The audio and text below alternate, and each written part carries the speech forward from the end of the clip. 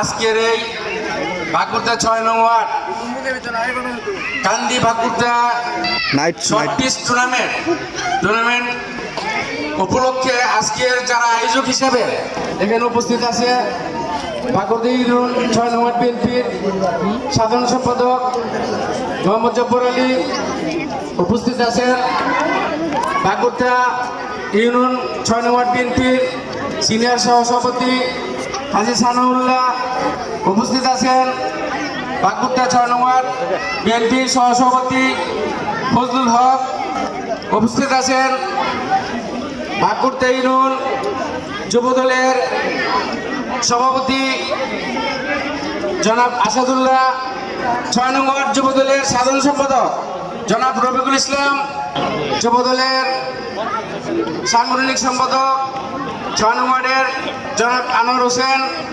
এখানে উপস্থিত আছেন অত্র এলাকার গণ্যমান্য ব্যক্তিবর্গ এবং আমার স্নেহের খেলোয়াড় যারা আছেন, সবাইকে আমার শুভেচ্ছা এবং অভিনন্দন এবং আমার সালাম, আসসালামু আলাইকুম। এই অনুষ্ঠান করছেন আমি ভাকুরতা 6 নং ওয়ার্ড বিএনপি সকল অঙ্গ সংগঠনের পক্ষ থেকে তোমাদেরকে শুভেচ্ছা এবং অভিনন্দন জানাচ্ছি। তোমরা ভালো একটা উদ্যোগ নিছো, খেলাধুলা করতে হয়, কিন্তু খেলাধুলার আশেপাশে লেখাপড়া করতে হবে, কারণ শিক্ষা ছাড়া জাতির উন্নয়ন হয় না। তাই তোমরা খেলাধুলা করবা এবং লেখাপড়াটা মনোযোগ দিয়ে করবা, ঠিক আছে? কারণ তোমরা যদি ভালো একটা প্লেয়ার হইতে চাও, জাতীয় টিমে খেলতে গেলে কিন্তু লেখাপড়া লাগবে। লেখাপড়া ছাড়া তোমরা জাতীয় টিমেও যাইতে পারবে না। আমি বলতে চাই, সামনে নির্বাচন, আমাদের ঢাকা 2 আসনের মনোনীত প্রার্থী ডাকসুর সাবেক বিপি, সাবেক মন্ত্রী, সাবেক এমপি, এই কেরানীগঞ্জের উপকার জননন্দিত নেতা জনাব আমানুল্লাহ আমান সামনে দানের শীষ প্রতীক নিয়ে নির্বাচন করবেন।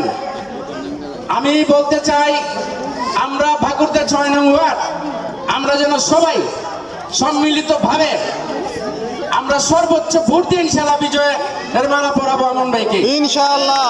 ঠিক আছে, সেই চেষ্টা আমাদের সবাই থাকতেই। আমরা যারা আছি ছোট বড় সকলেই ধানের শীষে নির্বাচন করবো ইনশাআল্লাহ।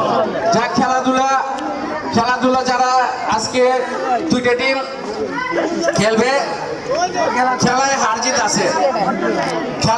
আছে, যারা জিতবে এবং যারা হারবে উভয়ই মেনে নিতে হইব, ঠিক আছে? কোনো গ্যাঞ্জাম করা যাইব না।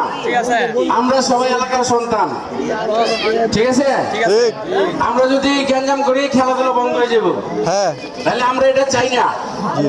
আজকে উদ্বোধন অনুষ্ঠানে এখন কিছুক্ষণের মধ্যে উদ্বোধন হবে।